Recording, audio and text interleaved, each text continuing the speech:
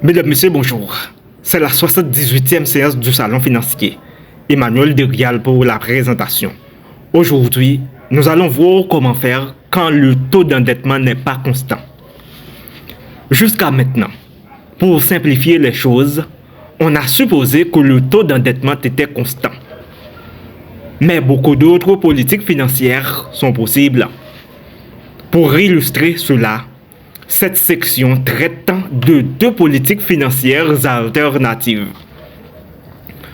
Cela permet de montrer que si le taux d'endettement n'est pas constant, le coût des capitaux propres et le coût moyen pondéré du capital d'un projet changent au fil du temps, puisque la structure financière change elle aussi. Dans une telle situation, la méthode de la valeur actuelle nette ajustée est beaucoup plus simple à utiliser que les méthodes du coût moyen pondéré du capital ou des flux de trésorerie disponibles pour les actionnaires. Politique 1. Stabilité du ratio de couverture des frais financiers. Une entreprise, pour maximiser ses économies d'impôts, doit ajuster sa dette de manière à ce que les charges d'intérêt augmentent avec son résultat imposable. On peut alors considérer les charges d'intérêt comme une fraction des flux de trésorerie disponibles.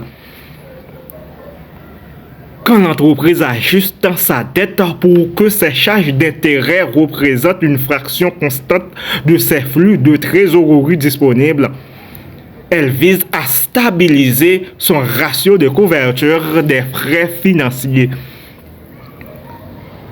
Avec la méthode de la valeur actuelle nette ajustée, il faut calculer la valeur actuelle des économies d'impôts.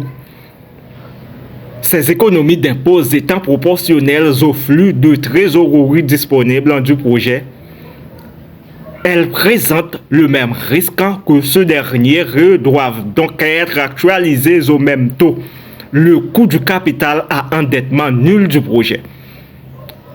Or, la valeur actuelle des flux de trésorerie du projet actualisés au coût du capital à endettement nul n'est rien d'autre que la valeur actuelle à endettement nul du projet. Politique 2. Dette déterminée à l'avance. Une entreprise peut également décider à l'avance la manière dont sa dette évoluera. Ainsi, Valexan peut par exemple décider d'emprunter 30 millions d'euros au début du projet, puis de réduire sa dette de 10 millions d'euros par an jusqu'à zéro.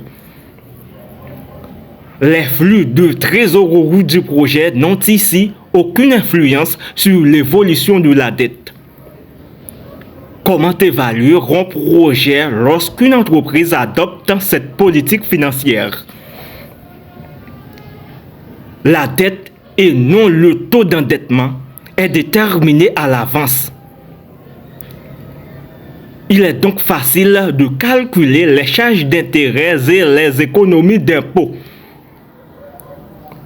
À quel taux doit-on actualiser ces économies d'impôts?